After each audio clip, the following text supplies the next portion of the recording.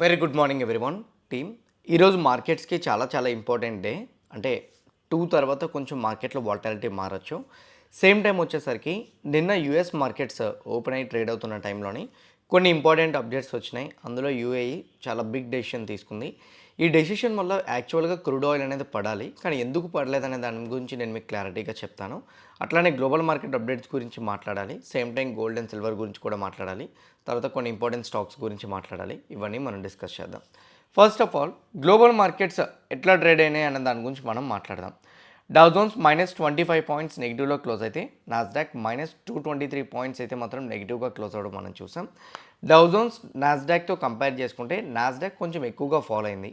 Nasdaq కొంచెం ఎక్కువగా follow అవడానికి కారణం ఏంటంటే ఓపెన్ ఏఏ ఎర్నింగ్స్ వచ్చినాయి. ఎస్టర్డే ఓపెన్ ఏఏ ఎర్నింగ్స్లో అయితే మాత్రం revenue and same time growth రెండూ కూడా మార్కెట్ ఎస్టిమేట్ చేసినంత వరకు అయితే మాత్రం రాలేదు. సో దానివల్ల నాస్డాక్లో అయితే మాత్రం 223 పాయింట్స్ నెగిటివ్ సైడ్ కరెక్షన్ అవ్వడం అయితే మాత్రం మనం చూసాం. హౌఎవర్ యూరోపియన్ మార్కెట్స్ పరంగా చూసుకుంటే majority of the European markets అన్నీ కూడా మిక్స్డ్లో క్లోజ్ అయినాయి. కరెంట్లీ ఏషియన్ మార్కెట్స్ ప్రకారంగా చూసుకుంటే నాస్డాక్ ఏమో 1% నెగిటివ్లో ట్రేడ్ అవుతుంది. రిమైనింగ్ మార్కెట్స్ అన్నీ కూడా న్యూట్రల్గా ట్రేడ్ అవుతున్నాయి. ఓపెన్ ఏఐ నెంబర్స్ నెగిటివ్గా రావడంతో majority of the tech stocks నెగిటివ్గా రియాక్ట్ అయినాయి.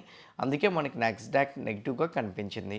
నౌ ఇండెక్స్ ఫ్యూచర్స్లోకి వెళ్ళి చూస్తే Dove futures, Nasdaq futures present right now ఎలా ట్రేడ్ అవుతున్నాయని అనుకుంటే డవ్ ఏమో 108 పాయింట్స్ పాజిటివ్లో ట్రేడ్ అవుతుంటే నాస్డాక్ 106 పాయింట్స్ పాజిటివ్లో ట్రేడ్ అవుతుంది. ఓవరాల్గా చూసుకుంటే అక్కడ ఇండెక్స్లో డౌ జోన్స్ ఏమో న్యూట్రల్, ఇక్కడ కూడా ఇప్పుడు న్యూట్రల్గానే ట్రేడ్ అవుతుంది. అక్కడేమో నాస్డాక్ 230 పాయింట్స్ నెగిటివ్ అండ్ ఇక్కడ వచ్చేసరికి నాస్డాక్ ఏమో 105 పాయింట్స్ పాజిటివ్లో ట్రేడ్ అవుతుంది. సో ఓవరాల్గా చూసుకుంటే అక్కడ ఇండెక్స్ ఏమో నెగిటివ్గా క్లోజ్ అయింది, ఇక్కడేమో ఫ్యూచర్స్లో ఏమో పాజిటివ్ విత్ న్యూట్రల్గా ట్రేడ్ అవుతుంది అనమాట. కంప్లీట్గా చూసుకుంటే మిక్స్డ్ అని మనం అనవచ్చు. గిఫ్ట్ నిఫ్టీ పరంగా చూసుకుంటే చూడండి 24,106. ఎస్టర్డే మన నిఫ్టీ 50 క్లోజ్ అయింది 24,092. దానికి ఇప్పుడున్న గిఫ్ట్ నిఫ్టీకి కంపేర్ చేసుకుంటే కేవలం 20 పాయింట్స్ పాజిటివ్, 20 పాయింట్స్ని ఫ్లాట్ అనుకుంటే బెస్ట్. ఇట్లా ఫ్లాట్ ఓపెనింగ్ అవుతుంది అని అనుకునేటప్పుడు ఏడిఆర్స్ని చూడండి. అంటే మన ఇండియన్ స్టాక్స్ అమెరికాలో ట్రేడ్ అయినవి ఒకసారి మీరు చూసుకుంటే మీకు క్లారిటీ వచ్చేస్తుంది. ఇన్ఫోసిస్ ఏమో -0.24% నెగిటివ్లో ట్రేడ్ అవుతుంది. విప్రో -0.98% నెగిటివ్లో ట్రేడ్ అవుతుంది. ఐసిఐసిఐ బ్యాంక్ ఏమో 2.29% నెగిటివ్లో ట్రేడ్ అవుతుంటే HDFC bank 1.4% negative. Banking stocks more నెగిటివ్గా రియాక్ట్ అయినాయి. ఐటీ స్టాక్స్ అయితే మాత్రం లిటిల్ బిట్ నెగిటివ్గా ఉన్నాయి. అంటే ఈరోజు బ్యాంక్ నిఫ్టీ మళ్ళీ వీక్గా ఓపెన్ అవుతుంది అని చెప్పి మనకి ఏడిఆర్స్ బట్ అయితే మాత్రం కన్ఫర్మేషన్ వస్తుంది. ఓకే, బాగానే ఉంది. ఇండియన్ రూపీ ఎంతలో ట్రేడ్ అవుతుంది? 94.545.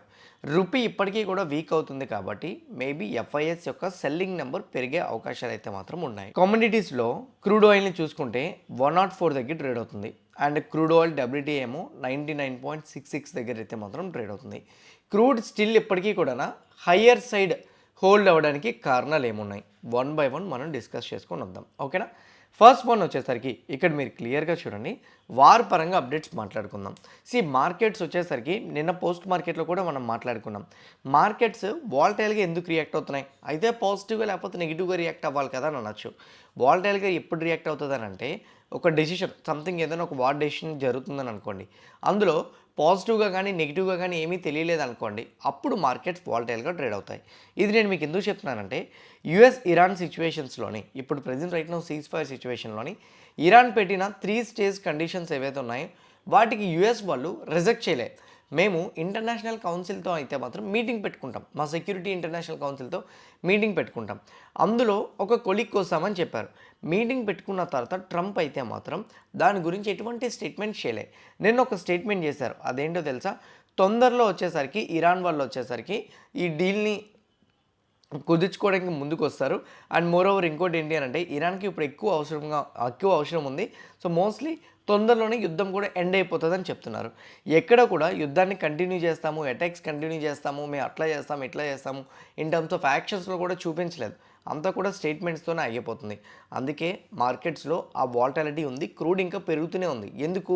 స్ట్రైట్ ఆఫ్ హార్మోజ్ ఎప్పటికీ కూడా బ్లాక్ అయ్యే ఉంది. యుఎస్ వాళ్ళు ఇరాన్ యొక్క షిప్స్ని బ్లాక్ చేస్తూనే వస్తున్నారు. యుఎస్ ఇరాన్ షిప్స్ని బ్లాక్ చేస్తుంది, స్ట్రైట్ ఆఫ్ హార్మోజ్ బ్లాక్ అయ్యి ఉంది. దీనివల్ల ఇప్పుడు ప్రెజెంట్ రైట్ నౌ మార్కెట్స్లో అయితే మాత్రం ఇప్పటికీ కూడా ఆ వాలటాలిటీ కంటిన్యూ అవుతుందని మనకు అర్థమైపోతుంది. ఆన్ ద అదర్ సైడ్ ఇంకో అప్డేట్ కూడా ఉంది. అదేంటంటే ఇజ్రాయెల్ వాళ్ళు ఇప్పటికీ కూడా లెబనాన్ మీద అయితే మాత్రం అటాక్స్ని కంటిన్యూ చేస్తున్నారు. ఇజ్రాయెల్ లెబనాన్ మీద అటాక్స్ కంటిన్యూ చేస్తుంది. యుఎస్ ఇరాన్ షిప్స్ని బ్లాక్ చేసింది. స్ట్రైట్ ఆఫ్ హార్మోజ్ని ఇరాన్ వాళ్ళు బ్లాక్ చేశారు. అండ్ ఇప్పటికీ కూడా షిప్స్ ఎక్కడ కూడా పాసేజ్ అవ్వట్లేదు.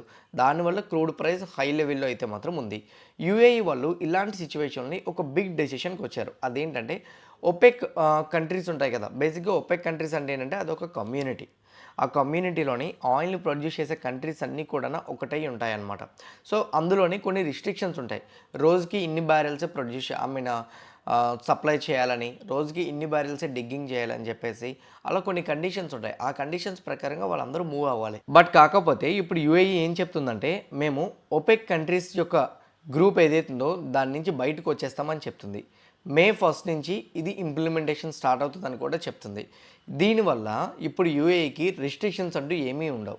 ఎంత ఆయిల్ అయినా కానీ వాళ్ళు ప్రొడ్యూస్ చేసుకోవచ్చు, ఎంత ఆయిల్ అయినా వాళ్ళు సప్లై చేయొచ్చు. దీనివల్ల ఆయిల్ ప్రైస్ అనేది పడిపోతుంది. బేసిక్గా అందరూ కలిపి ఒకటే ప్రైస్ అమ్ముకుంటే పర్వాలేదు. సో ఒక లార్జెస్ట్ ప్రొడ్యూసర్ వచ్చేసరికి యూఏఈ వాళ్ళే బయటకు వచ్చారనుకోండి, ఈ ఒపెక్ యొక్క గ్రూప్ వీక్ అయిపోతుంది. ఇంకోటి ఏంటంటే ఇప్పుడు ప్రెజెంట్ రైట్నో ఆయిల్ని వీళ్ళు అతి తక్కువకి సెల్ చేస్తారు. ఇప్పుడు వీళ్ళు పెద్ద కాంపిటీషన్ అయిపోతారు ఒపెక్ కంట్రీస్కి. దీనివల్ల ఆయిల్ ప్రైస్ పడిపోతుంది. కానీ ఇది ఎందుకు ఇంప్లిమెంటేషన్ అంటే ఆయిల్ ప్రైస్ ఎందుకు ఇంకా పడలేదు అని అంటే because straight of Hormuz close అయ్యింది.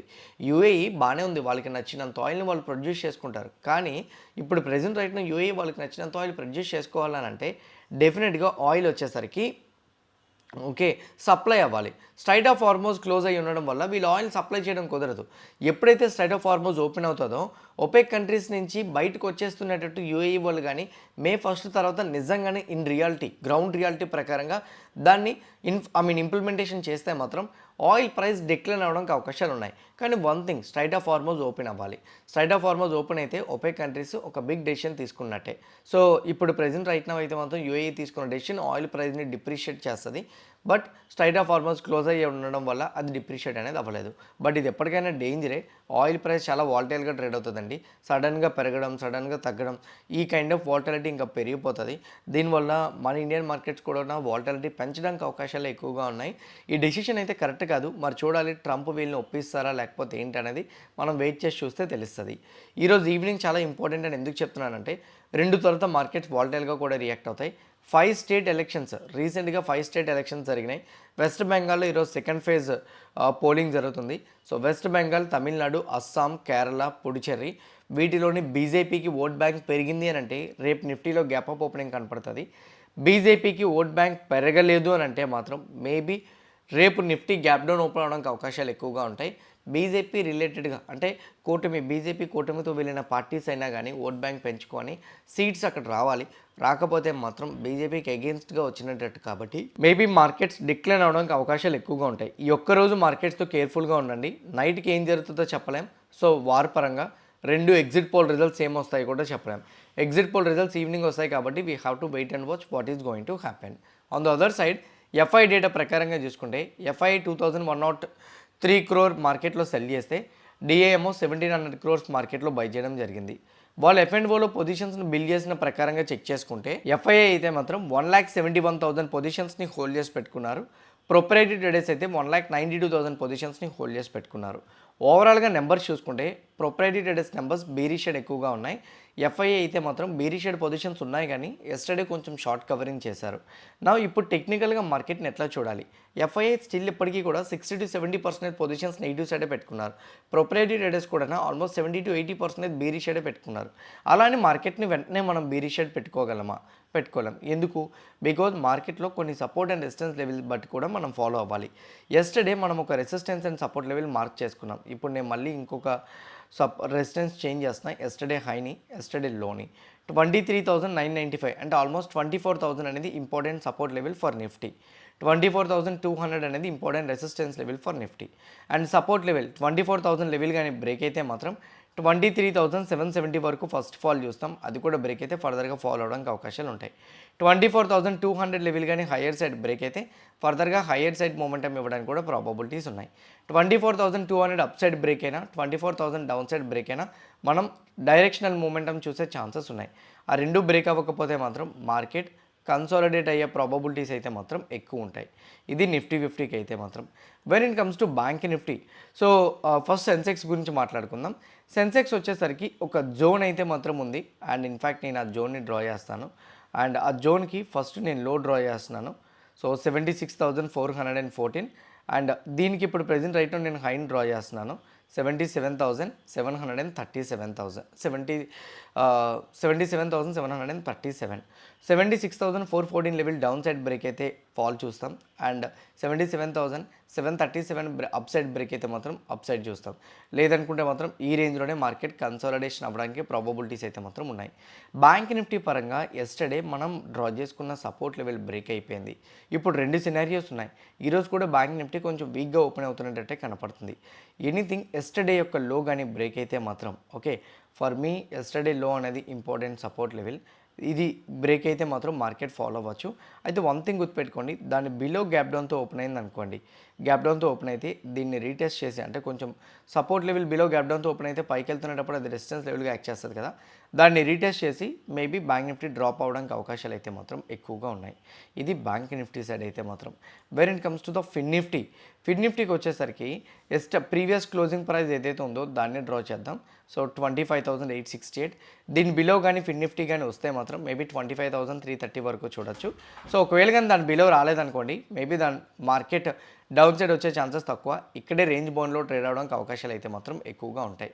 When it comes to bitcoin guys, bitcoin నిన్న డౌజన్స్లో నాస్డాక్లో వీక్ మొమెంటం కనిపించడంతో బేరిష్ షెడ్ మొమెంటం అయితే వచ్చింది బిట్కాయిన్. కాకపోతే ఇక్కడ క్యాండిల్కి రిజెక్షన్ కనపడుతుంది. ఈ క్యాండిల్ రిజెక్షన్ ఏదైతే కనపడుతుందో అంత స్ట్రాంగ్ బేరిష్ షెడ్ కనిపించట్లే. బట్ ఒకవేళ మేబీ బేరిష్ షెడ్ ఉండగలిగితే 74,000 వరకు బేరిష్ షెడ్ ఉండే ప్రాబబిలిటీస్ అయితే మాత్రం ఉన్నాయి. అది కూడా బ్రేక్ అయితే ఫర్దర్గా 71,000 వరకు చూస్తాం. 74,000 వరకు ఫస్ట్ మూవ్, అది బ్రేక్ అయితే 71,500. ఎప్పుడు మీరు ఒకటి గుర్తుపెట్టుకోండి, ఈ రిజెక్షన్ ఫామ్ అయిన లో ఏదైతే ఉందో ఈ లో బ్రేక్ అవ్వాలి. ఈ లో బ్రేక్ అయితే మాత్రం 74,000, అది బ్రేక్ అయితే మాత్రం 71,500. లో బ్రేక్ అవ్వకపోతే మాత్రం స్లోగా 78,155 వరకు చూస్తాం. అది కూడా బ్రేక్ అయితే ఫర్దర్గా 84,000 వరకు చూస్తాం. సో ఎనీథింగ్ ఈ లో బ్రేక్ అయితే బేరిష్ షెడ్ టర్న్ అవ్వండి, లేదా రెసిస్టెన్స్ లెవెల్ని కొంచెం రీటెస్ట్ చేయడానికి పైకి వెళ్ళడానికి ప్రాబబిలిటీస్ అయితే మాత్రం ఉన్నాయి. When it comes to gold, already break అయిపోయి బేరిష్ షెడ్ ఉంది. ఇప్పుడు 2 సినారియోస్ ఉన్నాయి. ఇక్కడ ఇది రీటెస్ట్ చేసి ఫాలో అవ్వచ్చు, లేకపోతే డైరెక్ట్ ఫాలో అవ్వచ్చు, ఓకే, లేకపోతే ఇక్కడే కన్సాలిడేషన్ అవ్వడానికి అవకాశాలు ఉన్నాయి. గోల్డ్ వచ్చేసరికి ఇప్పుడు డిప్రిషియేట్ అవ్వడానికి కారణం క్రూడ్ ఆయిల్ స్లోగా పెరుగుతుంది, హయ్యర్ సైడ్ సస్టైన్ అవుతుంది. అది అలానే సస్టైన్ అవుతుంటే మాత్రం గోల్డ్ ఇంకా ఫాలో అవడానికి అవకాశాలు ఎక్కువగా ఉంటాయి. సిల్వర్ కూడా అంతే, as usual. Silver 76 important support level అని మనం అనుకున్నాం. యాజ్ ఆఫ్ నౌ ఆ సపోర్ట్ లెవెల్ ఏదైతే మనం అనుకున్నామో సపోర్ట్ లెవెల్ బ్రేక్ అయిపోయింది. కరెంట్లీ దాని below hold అవ్వగలుగుతుంది.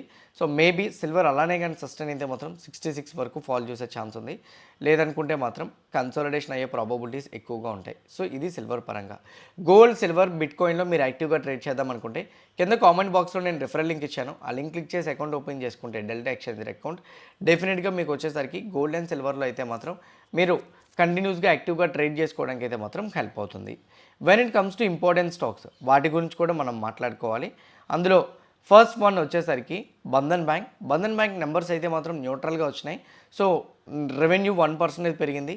Net interest income అయితే మాత్రం 1% పెరిగినట్టు మనకు కనపడితే, net interest margin 30 basis points పెరిగినాయి. నెట్ ప్రాఫిట్ 68% పెరిగింది. ప్రొవిజన్స్ వచ్చేసరికి లాస్ట్ టైంతో కంపేర్ చేసుకుంటే ఈసారి బాగా తగ్గింది. గ్రాస్ ఎన్పిఏ, నెట్ ఎన్పిఏ మరీ ఇంప్రూవ్మెంట్ రాలేదు, న్యూట్రల్గానే వచ్చింది. సో ఇది బంధన్ బ్యాంక్ అయితే మాత్రం, బంధన్ బ్యాంక్ నెంబర్స్ అయితే మాత్రం కొంచెం న్యూట్రల్గా ఉన్నాయి అనేది నా opinion. On the other side CEAT numbers వచ్చినాయి. రెవెన్యూ 23% పెరిగితే ఎబిటా 52.7% పెరిగింది. మార్జిన్స్ 14% పెరిగింది. నెట్ ప్రాఫిట్ 244 crores అయితే మాత్రం పెరిగింది. డివిడెండ్ 35 రూపీస్ పర్ షేర్ అయితే అనౌన్స్ చేశారు. ఇది సియాట్ నెంబర్స్ని కొంచెం పాజిటివ్గా మనం ఎక్స్పెక్ట్ చేయొచ్చు. కెనరా హెచ్ఎస్బిసి లైఫ్ యొక్క నెంబర్స్లో నెట్ ప్రీమియం ఇన్కమ్ 13.2% పెరిగితే నెట్ ప్రాఫిట్ 8.2% పెరిగింది. ఇది కూడా కొంచెం పాజిటివ్గా తీసుకోవచ్చు. గార్డెన్ షిప్ బిల్డర్స్ నెంబర్స్లో రెవెన్యూ 29% పెరిగితే ఎబిటా 61% పెరిగింది. ఎబిటా మార్జిన్స్ అయితే 16.8% పెరిగితే నెట్ ప్రాఫిట్ 24.1% ఇంప్రూవ్ అవ్వడం అయితే మాత్రం మనం చూడగలిగాం. ఓరియంట్ సిమెంట్ నెంబర్స్ ప్రకారంగా రెవెన్యూ 1.7% పెరిగితే ఎబిటా 20.3% పెరిగింది. అండ్ ఎబిటా మార్జిన్ 16.7% పెరిగితే నెట్ ప్రాఫిట్ ఏమో 9.4% ఇంప్రూవ్ అవ్వడం మనం చూడగలిగాం. పెరిమిల్ ఫార్మా నేను పిరమిల్ ఫైనాన్స్ నెంబర్స్ పాజిటివ్గా వస్తాయి. ఫార్మా నెంబర్స్ అయితే మాత్రం న్యూట్రల్ విత్ నెగిటివ్గా వచ్చినాయి. మరి చూడాలి ఎలా రియాక్ట్ అవుతుంది అనేది. కొన్ని స్టాక్స్ నేను మీకు చెప్పాను ఇంపార్టెంట్, అదర్ స్టాక్స్ మీకు స్క్రీన్ మీద కనపడుతున్నాయి. బ్యాంక్ నిఫ్టీని ఇంపాక్ట్ చేసే స్టాక్స్ అయితే మాత్రం ఇక్కడ లేవు. ఏవైనా ఉంటే ఈవినింగ్ పోస్ట్ మార్కెట్ అనాలిసిస్లో మీకు కవర్ చేస్తాను. హోప్ క్లియర్ కట్గా pin to pin each and everything నేను ఎక్స్ప్లెయిన్ చేసింది మీకు అర్థమైంది అనుకుంటున్నా. ఎవ్రీథింగ్ అర్థమైతే మాత్రం వీడియోని లైక్ చేయండి. ఛానల్ ఇంకా సబ్స్క్రైబ్ చేసుకోకుండా వీడియో చూస్తూ ఉంటే ఛానల్ కూడా సబ్స్క్రైబ్ చేసుకోండి. ఇదే వీడియో మీ ఫ్రెండ్స్ ఆర్ మీ రిలేటివ్స్ షేర్ చేస్తే హెల్ప్ అవుతుంది అనుకుంటే వాళ్ళకి కూడా షేర్ చేయండి. See you all today evening at 5 p.m. in post market analysis. All the best everyone. Bye bye.